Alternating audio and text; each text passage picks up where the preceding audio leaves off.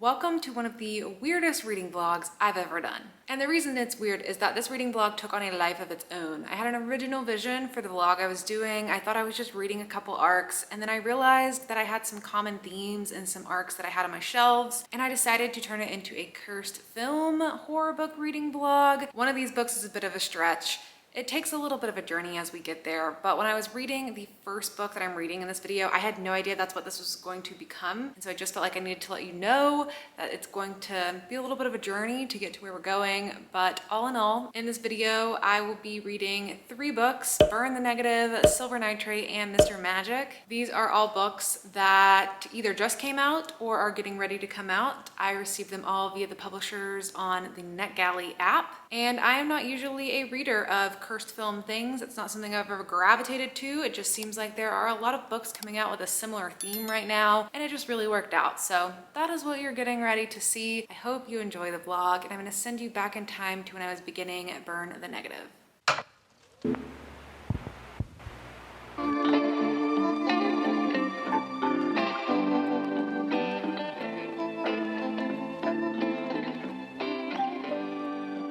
So I started Burn the Negative last night, and I'm having to read this in a weird way, like downloaded on the NetGalley shelf app because it wasn't an option to read it on the Kindle. And so I don't have my progress updates like I usually do. It says 245 pages, but I know the book is longer than 245 pages, but I guess it's 245 pages worth of phone text that is visible to me. And I got 41 pages into 245, which was the first 5 chapters of the book. I am loving the setup of this so far. I feel like this is either gonna be a really fun book or it'll end up taking a disappointing turn. But right now I'm having a very good time. For the setup of this one, you're following a character named Laura, who is a journalist, and she is traveling from London to LA to go write a journalism piece about this TV show that is getting ready to go on air, which I can't remember the name of it, and I'm referencing the synopsis, but she just thinks it's this horror TV show, and then she realizes what it really is a remake of a popular movie from the 90s, which was called The Guest House. She now doesn't want to do it knowing that, because she was actually the child actress in the movie The Guest House, which was this 90s horror movie that became iconic. And she was like 7 years old when she was the main little girl in the TV show. And that has just been this like really weird event in Hollywood where basically everyone who worked on the movie has since died, and she has really tried to separate herself from it. She has changed her name. She has moved to a different country. Like, she really does not want to be associated with this at all. And so she is horrified to learn that that is what she is covering, as a remake of that. And they're like completely redoing the set, and she's just very nervous about the whole situation. That's kind of the setup I've gotten so far. I'm referencing the synopsis, and it says that people keep dying now that this is happening again, and Laura finds herself on the run with her aspiring actress sister and a jaded sidekick, hoping to end the curse once and for all and to stay out of the Needleman's lethal reach. The Needleman is this like creepy monster who was in that movie. There's a sidekick there because they hired a sidekick to be on the set just to check the vibes for if anything was going on was spooky, because the director's like, I know this is kind of cursed and I might want to get a sidekick in here just to, you know,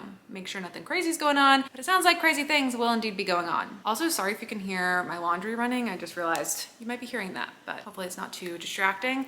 Anyways, I'm loving this. I love the setup. I love the writing. I love the character. I love the background of the character. It's very interesting that she was a child actress and there was this crazy incident with this horror movie, and now they're redoing the show and she's getting pulled into it all again. It reminds me of a lot of things. It kind of reminds me of like Final Destination in some ways, because the deaths that happened in real life mirrored the script and like how people died in the movie, which is really interesting. It reminds me of like The Haunting of Hill House, which is a show that came out that was kind of like a reimagination of the original story. And then I think it was The Exorcist was the movie where this happened in real life, where like creepy circumstances happened and the child actress in The Exorcist, and everyone says all these creepy things happened while on the set and that it was this cursed thing. So I'm sure it's like inspired by that, but the vibes are just immaculate. I'm loving the setup. This seems like it's gonna be a really fun story. I am curious how much it's going to lean into the supernatural paranormal, because I don't read a lot of supernatural paranormal. I'm not super drawn to that, and so if anything will make me not like this, I wouldn't be surprised if it's like really leaning into that, and I find that a little bit cheesy because it's kind of hard for me to enjoy that all the time. time, but otherwise great setup, really invested in the story and can't wait to see where it goes. Good morning, same spot, different day. I read a shit ton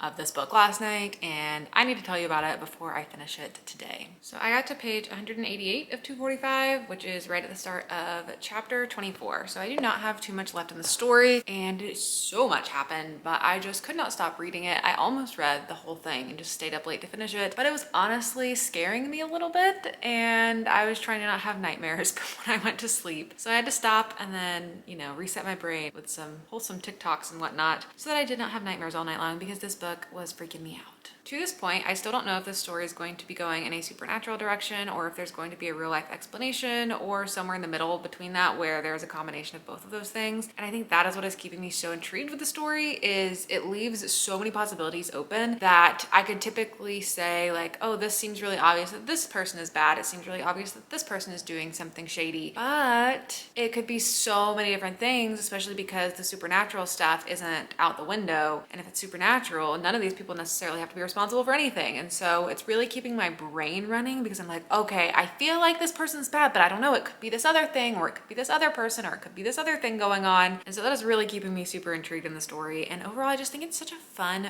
read. I just love the concept of it. I think it is so unique. Although it is pulling on so many different things, this feels like it was written by someone who loves horror movies. And as someone who's been watching horror movies since I was like 6 years old and would go to the Blockbuster on the weekends and get my VHS tapes for what we were gonna watch that weekend, this is so fun to read. Right now, I do have two possibilities for the direction that I think the story is going to take. I won't tell you what they are in case I'm right and I don't want to spoil anything for you, but one of them I would be fine with. One of them I would be super not excited about and I would be very nervous about how that's getting explained. So I'm really nervous because there's been some things leading into it that I'm like, oh gosh, is this going in a direction that I don't really love for books to go? And I'm really afraid that that's gonna happen. And I'm like, no, I've been loving this book the whole time. Like, please don't ruin it right at the end. So I don't know.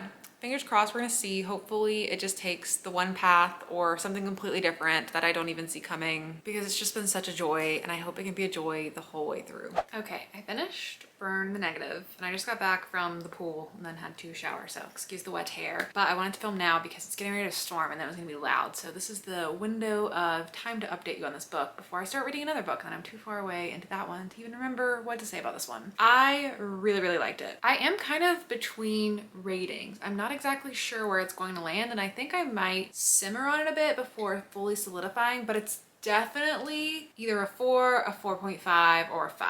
I don't usually do 4.5, so that's why I'm kind of like between a 4 or a 5. A 4 feels too low. If it's a 5, I feel like it might be a soft 5. It's just a little bit of an unconventional 5 for me if this is a 5. And so I'm really simmering on that before I commit to it. But I had so much fun with this one. I think people who are horror movie buffs are going to have a great time with it. There are so many nods to so many horror classics, literally basically anything you can think of. Nightmare on Elm Street.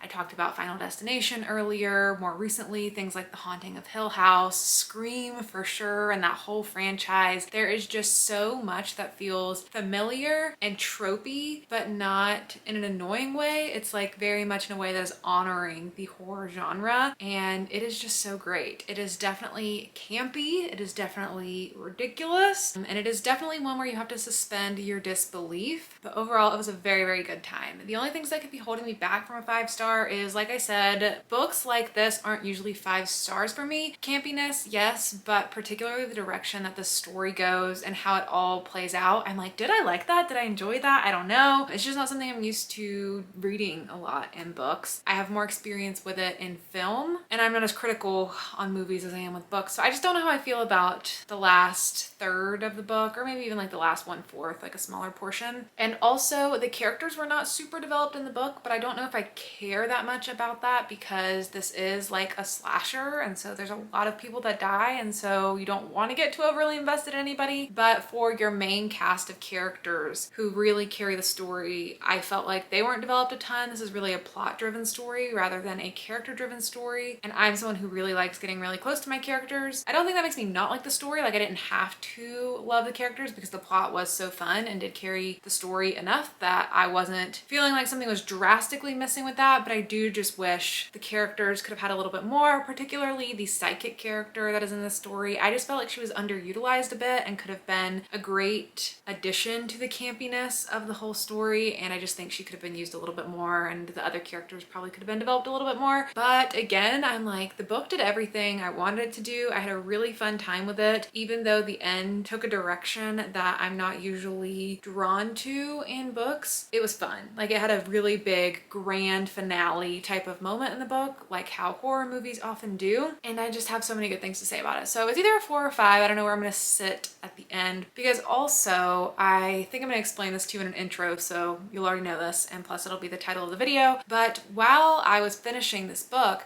I had 2 other books planned for this vlog. This was just going to be a vlog where I was reading arcs of horror books that I have on NetGalley. And so I had this one planned, I had Silver Nitrate planned, which you're gonna see in this vlog, and then I had Camp Damascus planned. But I realized when I was getting ready to pick up Silver Nitrate that Silver Nitrate is also about cursed films. And I have another arc on NetGalley that is also like about cursed films, which is Mr. Magic. That one's a TV show, but I mean, it's a similar kind of concept. And so this has morphed itself into a slightly different vlog concept since I started this, and now I'm going to have 2 other kind of books to compare this to, which is also why I'm sitting on my rating a little bit, because I don't read a lot of cursed film type of horror. I can't think of many, if any, that I've really read. I'm thinking like House of Leaves I've read, but that is different. I've read found footage kind of stuff before, but I don't know if I've read any cursed films. Editing Ashley will think about that, and if I have, I'll show you what I've read. So now I'm going to have 3 books to read back to back, all with similar kind of concepts to them, and then I'll see how they compare and what I like about different aspects of them and what I maybe don't like as much and which one ends up being a favorite. So that's why I'm going to simmer on it a little bit. But next up, I'm going to be starting Silver Nitrate, so I'm gonna go start that one, and then I will check in with you when I have a first impression of the book.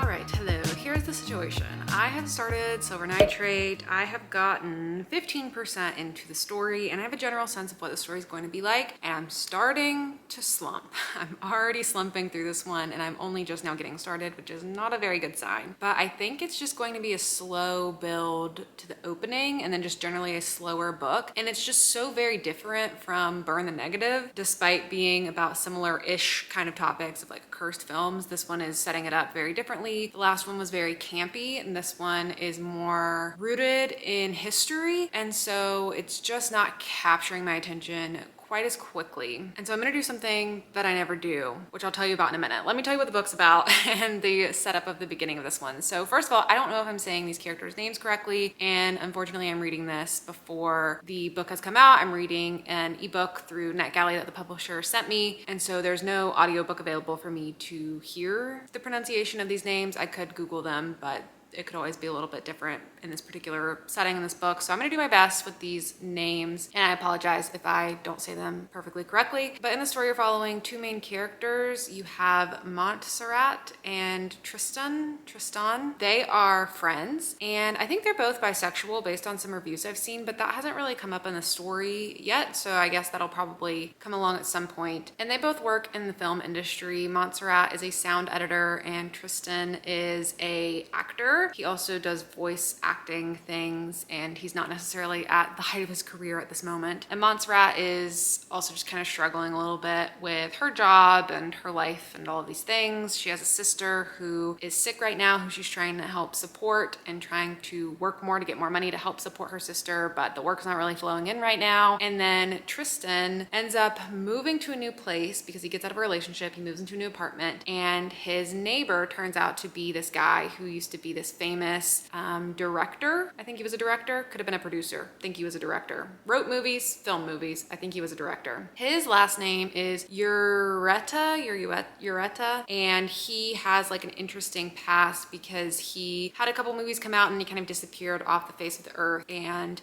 my camera battery is dying, so let me switch that out. Okay. Sorry about that. But he directed a couple films and then he kind of fell off the face of the earth, and he was working on this one film that is kind of infamous as being this cursed film. There was something spooky about it. Someone died while they were making it and they never ended up fully making the movie, and it's lived on in infamy since then. And so Tristan and Montserrat meet this guy and start talking to him about the movie. That's where I'm at 15% in. I think Tristan and Montserrat are going to go on some kind of journey exploring this cursed movie. I don't remember exactly what the synopsis lays out, and I kind of want to just discover it anyways, since I'm like not the most pulled in by the book yet. I don't want to read the synopsis and then be waiting for those things to happen. I want to just be in the story and see what happens as it's going along. But yeah, I'm having a little bit of a hard time with it. I've also just had a busy week because it was the 4th of July and I just had some other things going on. So I'm also just kind of tired, and reading is a little bit difficult right now. But the thing that I'm going to do that I don't usually do is I'm going to pause the creation of this vlog, and I'm going to pause reading this book, and I'm going to go do something completely different for a week, and then I'm going to come back to this video. Just wanted to let you know in case things feel a little disparate by the next time I'm updating you on this. And the only reason I'm doing this is because Summerween starts tomorrow. So by the time you're seeing this video, my Summerween vlog is going to be out. Summerween will have come and gone, and I hope it's a great time, and I hope I have some great reads, and I hope it reinvigorates me a little bit and helps me come back to this with a fresher energy. I think that's gonna help too, just to not read 3 cursed film horror books back to back to back. I read one in a little bit. I'm gonna go read some other stuff, and then I'll come back and read this one and the other book I have planned. It goes against everything I stand for because I love to just start a vlog and complete a vlog. I don't like to have multiple things going on at once, and I don't like to stretch things out and not go in chronological order, but that's just the way it's gonna be. So I am going to go do Summerween. I will link my video down below if you wanna see how the next week goes for me. And then I'm gonna come back, and then I'm gonna jump back into Silver Nitrate, and hopefully I have a fresher energy to bring to this book by then. So I'll see you in a week for me and about 2 seconds for you. Hello, post read-a-thon editing, Ashley here to let you know I did not finish Silver Nitrate. I DNF'd the book. I got back from Summerween, I tried to read it again, and I got about 25% in, I think, and I was just going to slump. I didn't want to read it. And I just kept going about life, and I read Mr. Magic, and I just jumped right into vlogging Mr. Magic. I forgot to ever let you know that I DNF'd Silver Nitrate. And I thought about not telling you. I thought about just cutting it out of this entirely, but that was making things not make as much sense into understanding how I got to the theme of the cursed film. So anyway, all of this to say, I didn't like Silver Nitrate. I did unfortunately DNF it, and that's why you don't see it in the thumbnail. But anyway, carry on. You're now gonna see me read Mr. Magic.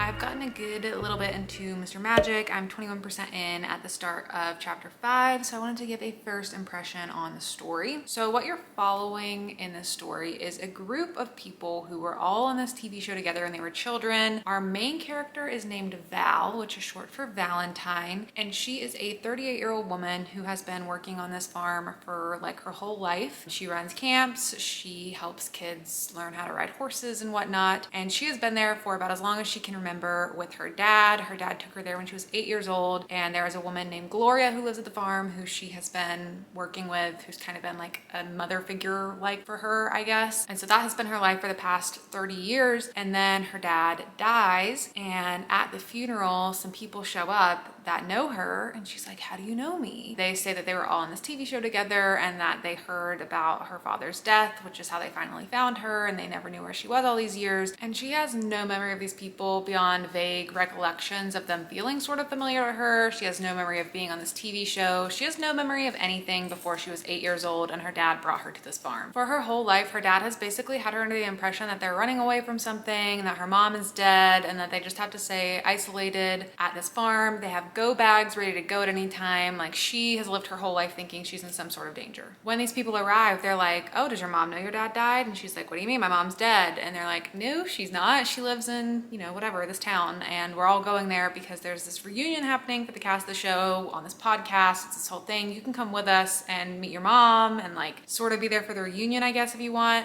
Although they don't know how useful she's gonna be since she can't remember anything. And she's like, okay. And she just leaves her dad's funeral and gets in the car with all these strangers, and and treks hours and hours away to go on this mission. That's the setup of the story. That's kind of where I'm at so far. Things feel weird for sure. You wonder who has ulterior motives maybe. You're getting kind of different perspectives in the story a little bit, like little tiny glimpses of other people, and it seems like maybe something's being organized that is a little more nefarious. You also get clips that are like forum posts or Wikipedia pages or just people commenting on social media about this show, Mr. Magic, which is the show they were all on as kids, because there is no trace of Mr. Magic now. There's no evidence of film. You can't find anything on YouTube. It is just a lot of elusive people who all collectively remember the show, but there's no evidence that it ever actually existed. And there's a lot of instances where people will post about it and it gets scraped from the internet. So there's just something really weird about this show, this Mr. Magic guy in general, and it's one of these like internet conspiracy Mandela effect kind of situations. Overall, the vibes feel strange. I'm very interested in it so far because of that. I really like the setup. It feels unique and interesting. The only thing I have not loved so far, but I think I can look past it is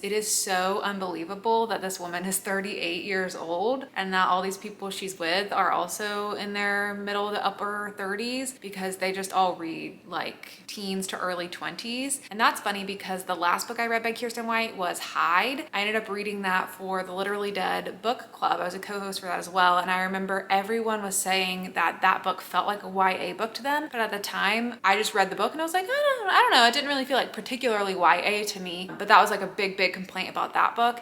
And now that I'm reading this and this character is supposed to be 38 and all these people are in their upper 30s, I'm like, this is reading very much like they are between 18 to 22. So now I'm wondering how I didn't see that in Hide, because I'm sure that was the case, but it is very obvious in this book. It doesn't really matter to me. Like, I can enjoy YA stories too, so even if it feels like that, that's fine. I just need them to stop repeating that she's 38, because I'm like, that's so unbelievable that she's 38, even though, and they're trying to like pass it up of she was living on this farm and like she doesn't have access to the real world and she's been very isolated and sheltered and all of these things. But I'm like, everyone's supposed to be this age and everyone's just kind of talking like YA characters do, which again is fine. I like YA as well, but it just changes the vibe a little bit and is a little strange how old they're supposed to be versus how old they actually read on the page. So anyways, that's my thoughts so far. I'm definitely intrigued by the story, interested to see where it goes. It feels like it's going to be a quick read, and I don't know, I'm just very curious if it's going to take like a supernatural direction, if it's going to be like people hiding secrets. It could be really anything at this point. So I'm going to keep reading and I'll check in with you when I have read a little bit more of the story. I almost finished Mr. Magic without talking to you again. I am 73% of the way through this book and I only have 1 hour left, and I almost just like read the whole thing, but I was like, gotta stop.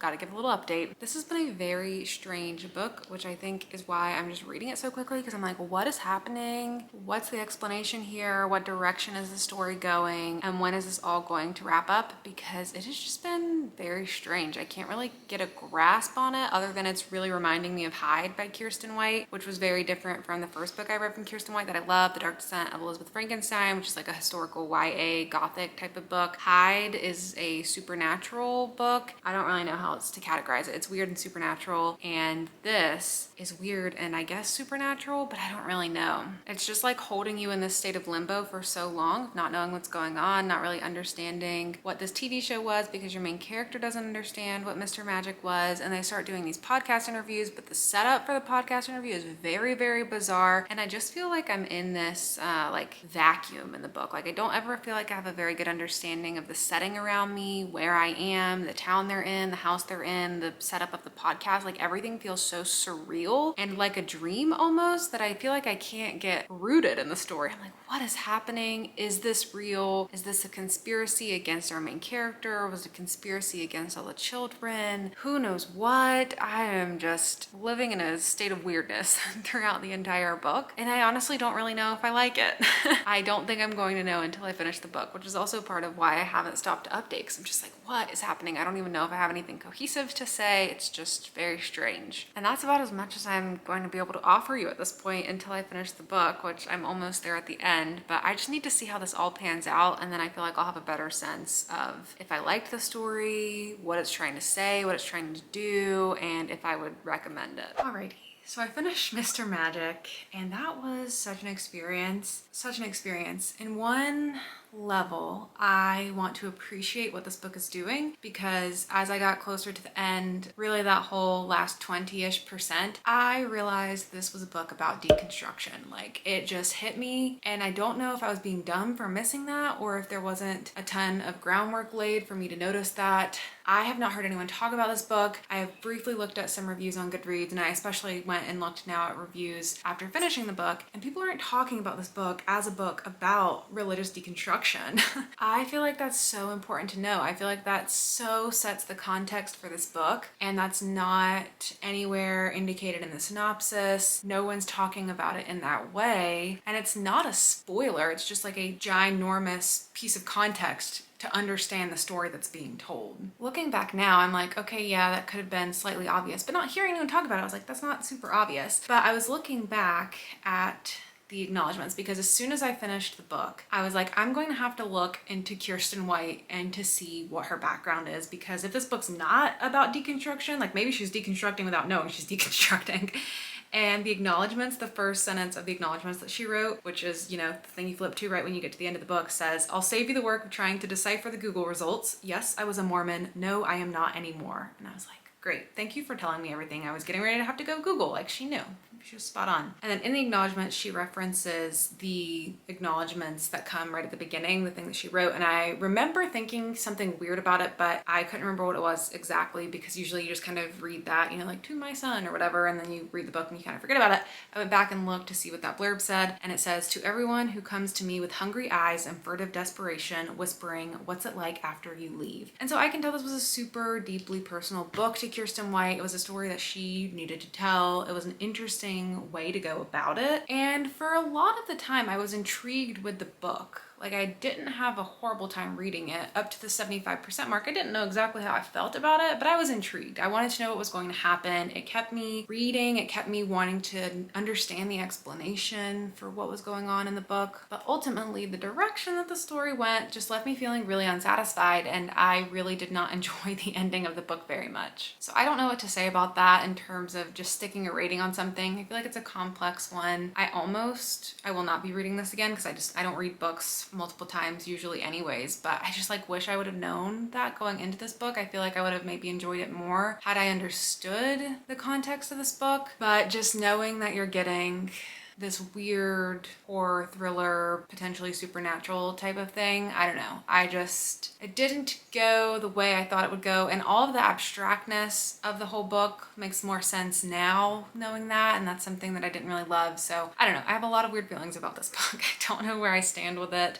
It's definitely not a favorite of mine. I don't know, I felt a little wishy-washy about the past two books that I've read from Kiersten White now. Nothing against her, just like these might not be for me necessarily. Not that I don't enjoy stories about deconstruction. I think that makes it even more interesting, and I wish I would have known that before, but the general like directions her stories go are just a little outside of what I enjoy. Generally though, when I was looking through the Goodreads reviews, there's a lot of positive reviews for this. People do seem to enjoy it, and I would say if you enjoyed Hyde, I think you would enjoy this one too, because they do just feel like they came from the same author, which obviously they did. And so I think if you enjoyed Hyde, you would like this one. If you did not enjoy Hyde and this concept doesn't sound that interesting to you, probably wouldn't recommend it. If you didn't enjoy Hyde but this concept sounds interesting to you, you want to give Kiersten White another chance, I would say go for it, and maybe you'll enjoy it more, kind of knowing what to expect, because it is a similar style to Hyde. Ratings wise for me, this is gonna be somewhere between a 2 to 3, I feel like. Kind of depending on where I settle with it after thinking about it for a little longer, because I enjoyed most of the book